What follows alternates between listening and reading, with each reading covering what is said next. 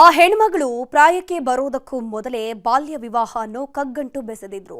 ನೊಂದು ಬೆಂದು ಹೋದವಳು ಮದುವೆ ಮುರಿದುಕೊಂಡು ತವರು ಸೇರಿದ್ಲು. ಈಗಲೇ ಈಕೆಯ ಹಿಂದೆ ಬಿದ್ದ ಶಿಕ್ಷಕನೊಬ್ಬ ಸುರಸುಂದರಿಯ ಬದುಕನ್ನೇ ಸರ್ವನಾಶ ಮಾಡಿದ್ದಾನೆ.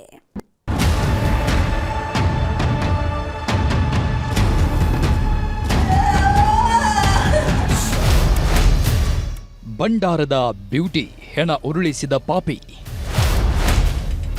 ಶಿಕ್ಷಕನ ಪ್ರೇಮದಾಟಕ್ಕೆ ನೊಂದು ಬೆಂದವಳು ಬಲಿ.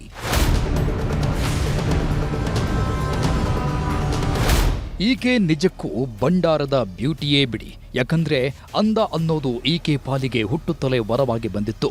ಮುದ್ದು ಮುದ್ದಾಗಿದ್ದವಳು ಈಗ ತಾನೇ ಬದುಕು ಶುರು ಮಾಡಿದ್ಲು. ಆದರೆ ಪ್ರಿಯಕರನಾಗಿ ಬಂದ ಶಿಕ್ಷಕನೊಬ್ಬ ಬದುಕನ್ನೇ ಸರ್ವನಾಶ ಮಾಡಿದ್ದಾನೆ. 10 ವರ್ಷದಿಂದ ಕದ್ದು ಮುಚ್ಚಿ ಸಂಬಂಧ ಇಟ್ಕೊಂಡವ ಮತ್ತೊಬ್ಬಳ ಜೊತೆ ಹಸೆಮಣೆ ಏರೋದಕ್ಕೆ ಹೆಣ ಕೆಡವಿದ್ದಾನೆ. ಟ್ರಿಪ್ ಹೋಗೋಣ ಬಾ ಅಂತ ಕರ್ಕೊಂಡು ಹೋಗಿ ಗೊತ್ತು ಗುರಿ ಇಲ್ಲದ ಊರಲ್ಲಿ ಹೆಣ ಉರುಳಿಸಿ ಬಂದಿದ್ದಾರೆ.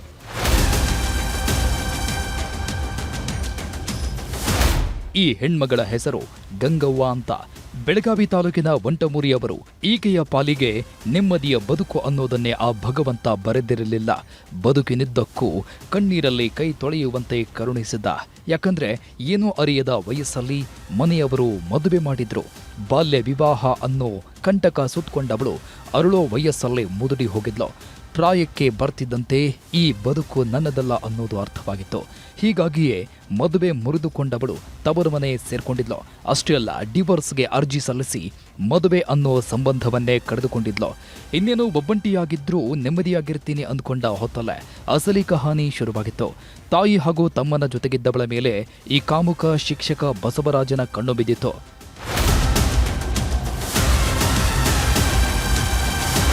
ಹತ್ತು ವರ್ಷದ ಹಿಂದೆ ಗಂಗವ್ವಳನ್ನ ಪರಿಚಯ ಮಾಡಿಕೊಂಡಿದ್ದ ಬಸವರಾಜ ಪ್ರೀತಿ ಪ್ರೇಮದ ಕಥೆ ಕಟ್ಟಿದ್ದ. ಸುರಸುಂದರಿಯನ್ನ ಒಲಿಸಿಕೊಳ್ಳೋದಕ್ಕೆ ನಾನಾ ರೀತಿಯ ನಾಟಕವಾಡಿದ್ದ. ಮೊದಲೇ ನೊಂದು ಬೆಂದ ಜೀವ ಮದುವೆ ಅನ್ನೋದು ತೂಗುಯ್ಯಾಲೆ ಆಗಿತ್ತು. ಹೀಗಿರುವಾಗ ಜೀವನ ಕೊಡ್ತೀನಿ, ನಿನಗಾಗಿ ಜೀವ ಬಿಡ್ತೀನಿ ಅನ್ನೋನು ಸಿಕ್ತಿದ್ದಂತೆ ಹಿಂದೆ ಮುಂದೆ ಯೋಚಿಸದೆ ಮೈ ಮನಸ್ಸು ಒಪ್ಪಿಸಿದ್ಲು. ಹುಬ್ಬಳ್ಳಿಯ ಖಾಸಗಿ ಶಾಲೆಯಲ್ಲಿ ಶಿಕ್ಷಕನಾಗಿದ್ದ ಬಸವರಾಜ ತನ್ನ ಜೊತೆಗೆ ಗಂಗವ್ವಳನ್ನ ಕರೆದುಕೊಂಡು ಹೋಗಿದ್ದ. ಇವರಿಬ್ಬರ ಮಧ್ಯೆ ಮದುವೆ ಆಗಿಲ್ಲ ಅನ್ನೋದು ಬಿಟ್ರೆ ಉಳಿದೆಲ್ಲ ಸಂಬಂಧವೂ ಬೆಸೆದುಕೊಂಡಿತ್ತು. ಹೀಗಾಗಿ ಪ್ರೀತಿ ಹೆಸರಲ್ಲಿ ಸಂಸಾರವನ್ನೇ ನಡೆಸ್ತಾ ಇದ್ರು. ಮದುವೆಯ ಕನಸು, ಪ್ರೇಯಸಿ ಬದುಕು ನುಚ್ಚು ನೂರು. ಸುಮಾರು 10 ವರ್ಷದಿಂದ ಇವರಿಬ್ಬರು ಒಟ್ಟಿಗಿದ್ರು. ಹೀಗಾಗಿ ಮನೆಯವರಿಗೂ ವಿಷಯ ಗೊತ್ತಾಗಿತ್ತು. ಆದರೆ ಏನೂ ಮಾಡದ ಪರಿಸ್ಥಿತಿ. ಯಾಕಂದ್ರೆ ಮೊದಲೇ ಮಗಳ ಬದುಕು ಹೀಗಾಗಿದೆ, ಇವಳಿಗೊಂದು ಆಧಾರ ಸಿಕ್ಕರೆ ಸಾಕು ಅಂತ ಹೆತ್ತವರು ಸುಮ್ಮನಾಗಿದ್ರು. ಆದರೆ ಇತ್ತೀಚೆಗೆ ಶಿಕ್ಷಕ ಬಸವರಾಜ ಅಸಲಿ ಆಟ ಶುರು ಮಾಡಿದ್ದ. 10 ವರ್ಷದಿಂದ ಹೆಣ್ಮಗಳನ್ನ ಹೊರಿದು ಮುಕ್ಕಿದವನಿಗೆ ಈಗ ಬೇಡವಾಗಿ ಹೋಗಿದ್ಲು. ಸುಖಕ್ಕೊಬ್ಬಳು ಸಂಸಾರಕ್ಕೊಬ್ಬಳು ಅನ್ನೋ ಹಂತಕ್ಕೆ ಬಂದು ನಿಂತಿದ್ದ. ಇನ್ನೊಂದು ಕಡೆ ಮನೆಯವರು ಕೂಡ ಬಸವರಾಜ್ಗೆ ಹುಡುಗಿ ಹುಡುಕಿದ್ರು. ಈ ವಿಷಯ ಅದೇಗೋ ಗಂಗವ್ವಳಿಗೆ ಗೊತ್ತಾಗಿದೆ.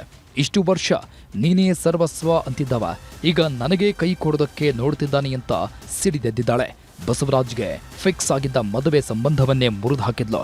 ಅಲ್ಲದೆ ನೀನು ಬೇರೆ ಯಾರನ್ನೂ ಮದುವೆ ಆಗೋದಕ್ಕೆ ಬಿಡಲ್ಲ ಅಂತ ಎಚ್ಚರಿಕೆ ಕೊಟ್ಟಿದ್ಲ. ಇದೇ ನೋಡಿ ಈಕೆಯ ಸಾವಿಗೆ ಕಾರಣವಾಗಿದ್ದು. ಗಂಗವ್ವ ಇದ್ರೆ ತಾನೇ ನನಗೆ ಕಂಟಕ ಅಂತ ಹೊಂಚಾಕಿದ್ದಾನೆ.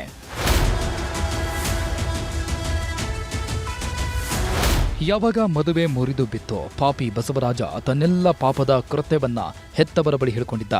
ಗಂಗವ್ವ ಇರೋವರೆಗೂ ನಾನು ಮದುವೆ ಆಗೋದಕ್ಕಾಗಲ್ಲ ಅಂತ ಹೆತ್ತವರ ಜೊತೆ ಸೇರ್ಕೊಂಡು ಪ್ಲಾನ್ ಕೂಡ ರೆಡಿ ಮಾಡಿದ್ದ. ಹೀಗಾಗಿ ತಿಂಗಳ ಹಿಂದೆ ವಿಶಾಲಗಢ ಕೋಟೆಗೆ ಟ್ರಿಪ್ ಹೋಗೋಣ ಅಂತ ವಂಟಮುರಿಗೆ ಹೋಗಿ ಗಂಗವ್ವಳನ್ನ ಕರ್ಕೊಂಡು ಬಂದಿದ್ದ. ಸಿಟಿಗೆ ಎಂಟ್ರಿ ಕೊಡ್ತಿದ್ದಂತೆ ಬೈಕನ್ನ ಬಿಟ್ಟು ಕಾರಲ್ಲಿ ಅಪ್ಪ, ಮಾವ ಹಾಗೂ ಇವರಿಬ್ಬರು ಹೊರಟಿದ್ರು.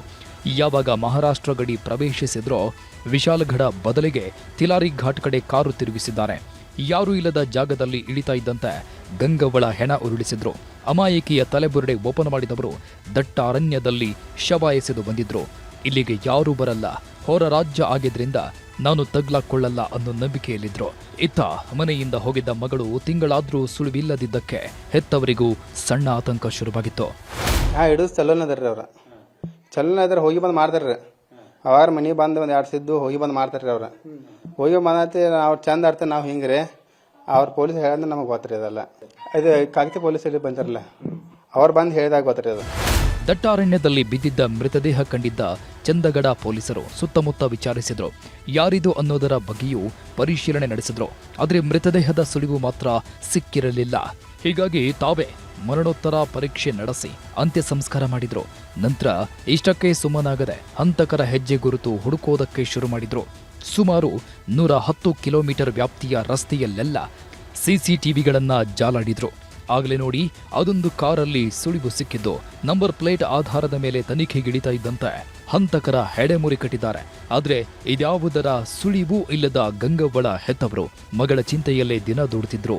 ಆದ್ರೆ ಇದ್ದಕ್ಕಿದ್ದಂತೆ ಮನೆ ಬಾಗಿಲಿಗೆ ಬಂದ ಪೊಲೀಸರು ಮಗಳ ಸಾವಿನ ಸುದ್ದಿ ಹೇಳ್ತಾ ಇದ್ದಂತೆ ಗೋಳಾಡ್ತಿದ್ದಾರೆ.